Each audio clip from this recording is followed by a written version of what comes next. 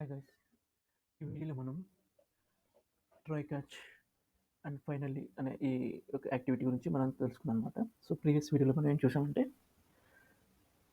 Theoretical part చూసాము. అది ఏంటంటే ఎర్రర్స్ అంటే ఏంటి, ఎక్సెప్షన్స్ అంటే ఏంటి, ఎక్సెప్షన్ హ్యాండ్లింగ్ ఏంటి, ఎక్సెప్షన్ టైప్స్ ఏంటి, వీటి గురించి తెలుసుకున్నాం. సో ఇక్కడ ఈ యొక్క వీడియోలో వచ్చరికి క్లియర్గా ట్రై క్యాచ్ యొక్క యాక్టివిటీ యొక్క ఫంక్షనాలిటీ గురించి తెలుసుకున్నాం. అదేవిధంగా దాని యొక్క థియరిటికల్ పార్ట్ కూడా తెలుసుకున్నాం అనమాట. సో ఇక్కడ వచ్చేసరికి థియరిటికల్గా వచ్చేసరికి మనకి ఈ ట్రై క్యాచ్ అనేది ఎందుకు యూజ్ అవుతుంది అనేది మనకి డౌట్ రావచ్చు. సో ట్రై క్యాచ్ అనేది ఎందుకు యూజ్ అవుతుంది అంటే, సో ఎక్సెప్షన్ని హ్యాండ్లింగ్ చేయడం కోసం ఒక సర్టెన్ కోడ్ ఉంది. ఆ కోడ్లో ఏమైనా ఎర్రర్స్ ఉంటే, ఎక్సెప్షన్స్ ఉంటే దాన్ని వాటి యొక్క ఎక్సెప్షన్ని క్యాచ్ చేసి దాన్ని మనము డిస్ప్లే చేసుకోవడం, దాన్ని మనం లాగ్ చేసుకోవడం అలాంటివి చేయడం వల్ల ఏంటంటే ఫర్దర్గా ప్రాసెస్ అనేది ఎగ్జిక్యూషన్ అనేది కంటిన్యూ అవుతూ ఉంటుంది. లేదనుకో మనకి ట్రై క్యాచ్ యొక్క యాక్టివిటీ యూజ్ చేయలేదనుకో, సో ఏంటి అంటే సింగిల్ ఎగ్జిక్యూషన్లోనే ఏమన్నా ఎర్రర్ వస్తే అక్కడనే ఆగిపోద్ది అనమాట. సో నెక్స్ట్ ఫర్దర్గా ఎగ్జిక్యూషన్ అనేది అవ్వదన్నమాట. సో ఆ యొక్క ఎక్సెప్షన్ని హ్యాండ్లింగ్ చేయడం కోసం ఈ యొక్క ట్రై క్యాచ్ అనే యాక్టివిటీ అనేది యూజ్ అవుతుంది అనమాట. సో మెయిన్గా వచ్చేసరికి ఇక్కడ ట్రై క్యాచ్ ఫైనలీ అని 3 బ్లాక్స్ ఉంటాయి.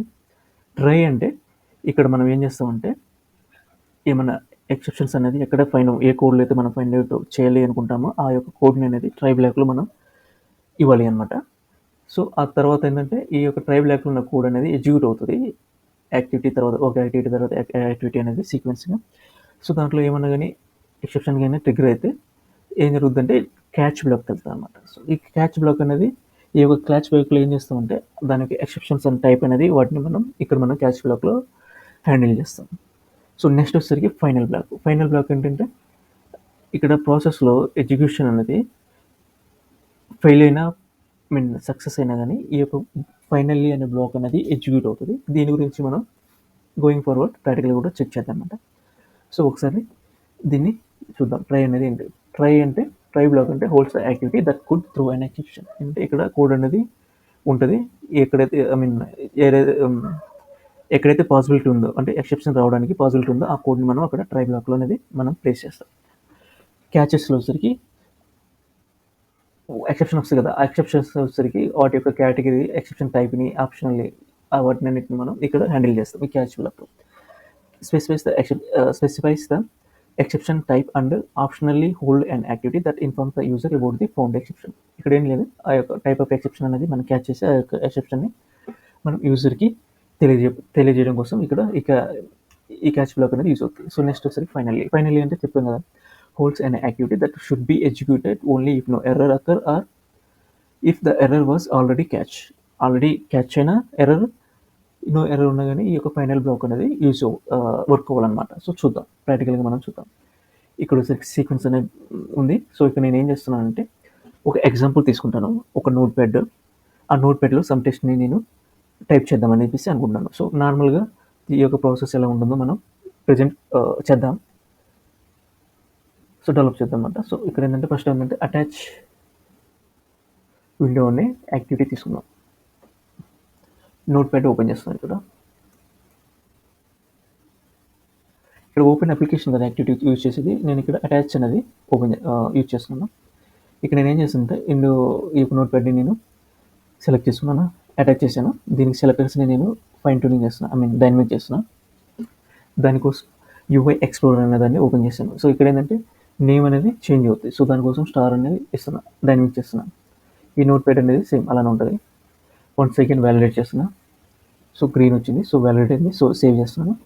సో నెక్స్ట్ వచ్చేసరికి నేను ఆ నోట్ ప్యాడ్లో టైప్ చేయాలన్నమాట. సో దానికోసం ఏంటంటే టైప్ ఇంటూ ఈ యొక్క యాక్టివిటీ డ్రాగ్ అండ్ డ్రాప్ చేస్తున్నాను.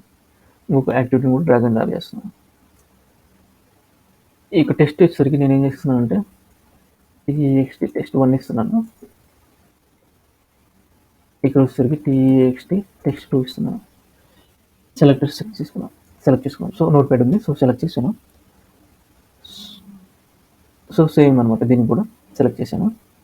సో ఇక్కడ మనం చూద్దాం సెలెక్టర్స్ ఏమైనా డైనమిక్ చేయాల్సి వస్తుంది లేదని. సో నో నీడ్ అనమాట. So okay. నెక్స్ట్ వచ్చేసరికి ఇప్పుడు మనం ఈ ప్రాసెస్ సక్సెస్ఫుల్గా రన్ అవుతుందా లేదా అనేది చెక్ చేద్దాం. Run file already note pad అనేది ఈ నోట్‌ప్యాడ్ అప్లికేషన్ అనేది ఆల్రెడీ ఓపెన్‌లో ఉంది.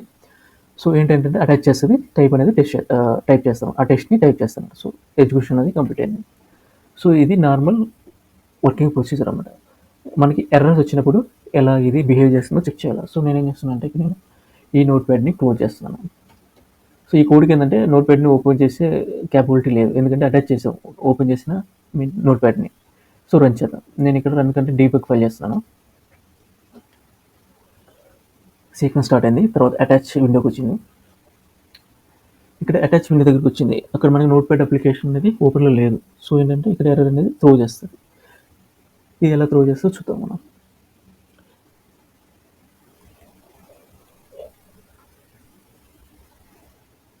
సో ఫర్దర్‌గా త్రో చేసిన తర్వాత ఫర్దర్‌గా ఎగ్జిక్యూషన్ అనేది జరగదు. అందరితో ఆగిపోతాయి. చూద్దాం చూడండి.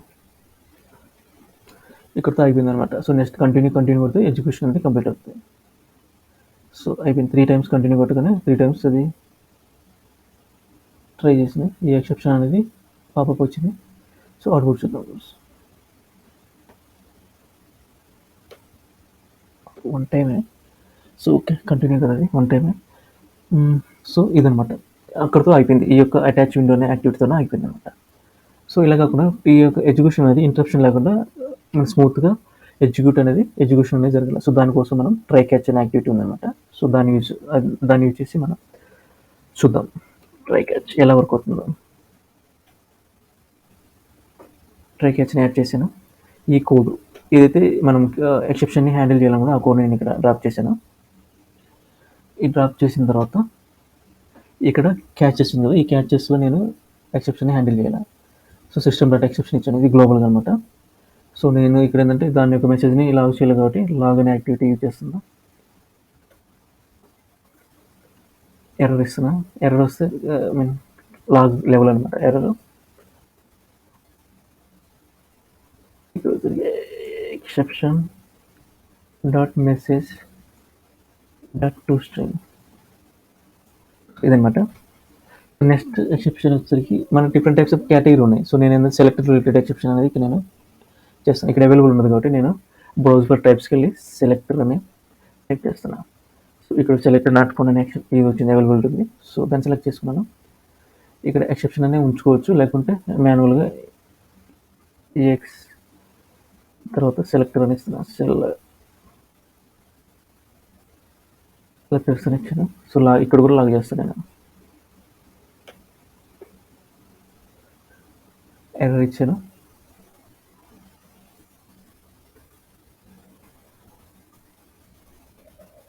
ఇక్కడ ఈఎక్సి సెలెక్టర్స్ డాట్ మెసేజ్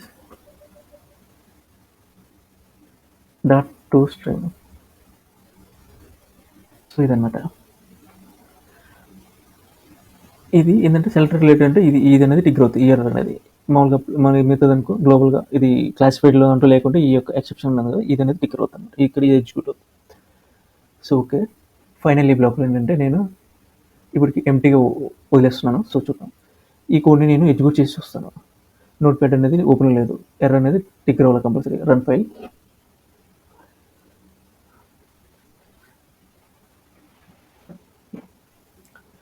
ప్రీవియస్గా మీకు పాపప్ వచ్చేసి ఆగిపోయింది అక్కడ. ఇంకా మనం మాన్యువల్గా కంటిన్యూ కొడితే అది నేను ఫర్దర్గా ఎగ్జిక్యూషన్ అనేది జరిగింది. బట్ ఇక్కడ అలా కాదు. ఈవెన్ ఎక్సెప్షన్ టిగ్గర్ అయినా కానీ ప్రాసెస్ మొత్తం కంప్లీట్ అయిపోద్ది ఆటోమేటిక్గా.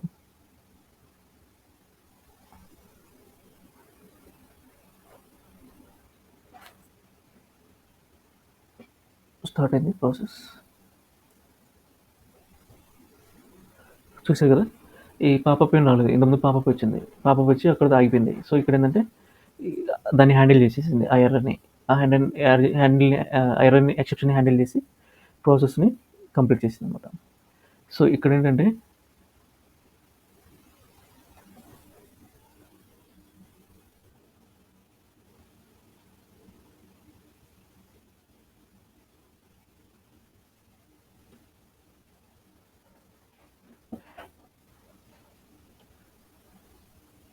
ఇక్కడ మెసేజ్ అనేది డిస్ప్లే చేసింది అనమాట. సో ఇదనమాట స్మూత్గా ఆ ప్రాసెస్ అనేది రన్ అవుతుంది. సో ఫైనల్లీ బ్లాక్ అనేది కూడా ఎగ్జిక్యూట్ అవుతుంది ఎర్రర్ ఉన్నా లేవన్నా కానీ. సో దాన్ని కూడా టెస్ట్ చేద్దాం. నేను ఒక లాగ్ని క్లియర్ చేస్తున్నాను, డ్రాగ్ అండ్ డ్రాగ్ చేస్తున్నాను. ఇన్ఫో ఇస్తున్నాయి కదా దీనికి, బ్లాగ్ లెవెల్ ఇన్ఫో ఇచ్చాను. ఇక్కడ వచ్చేసరికి నేను ఫైనల్లీ బ్లాగ్ అని ఇస్తున్నాను. Finally blog done. ఇప్పుడు రన్ చేస్తున్నాను ఫైన్.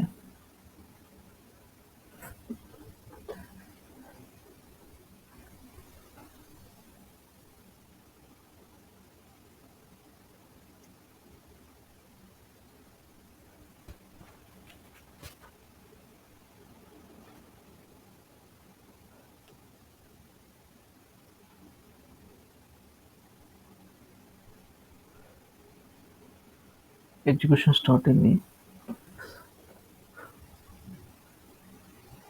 ఎందుకు డిలే అవుతుందంటే ఇది ఫైండ్ అవుట్ చేసుకోవాలి కదా. సో ఇది అనమాట ఏంటంటే ఆ యొక్క ఎర్రర్ని ఫైండ్ అవుట్ చేసుకుని దాన్ని ఇక్కడ డిస్ప్లే చేసేసింది. ఇక్కడ చూసారు కదా, ఎర్రర్ వచ్చినా కానీ ఫైనల్ బ్లాక్ అనేది ఎగ్జిక్యూషన్ అనేది ఎగ్జిక్యూట్ అయింది. సో ఈ ప్రాసెస్ అనేది స్మూత్గా ఎగ్జిక్యూట్ అయింది. సో నేను చూద్దాం ఈ సక్సెస్ అయినప్పుడు కూడా ఫైనల్లీ బ్లాక్ అనేది ఎగ్జిక్యూట్ అవుతా లేదని. నేను నోట్ ప్యాడ్ని ఓపెన్ చేశాను. నేను మళ్ళీ ఇప్పుడు రన్ చేస్తున్నా ఫైన్. చూసారు కదా, అయిపోయింది. ఇక్కడ చూడండి ఫైనల్ బ్లాక్ అనేది ఎగ్జిక్యూట్ అయింది. సో ఇక్కడ దీన్ని బట్టి మనం అర్థం చేసుకోవాలంటే ఎక్సెప్షన్ వచ్చినా రాకపోయినా ఈ ఫైనల్లీ బ్లాక్ అనేది ఎగ్జిక్యూషన్ జరుగుతుంది అనమాట. ఇదనమాట ట్రై క్యాచ్ యొక్క బిహేవియర్. సో నెక్స్ట్ వీడియోలో వచ్చేసరికి మనం రీత్రో అనే యాక్టివిటీస్ గురించి తెలుసుకున్నాం అనమాట. సో ఐ హోప్ ఈ కాన్సెప్ట్ అనేది క్లియర్గా అర్థమైందని చెప్పేసి అనుకుంటున్నాను. Thank you for watching this video.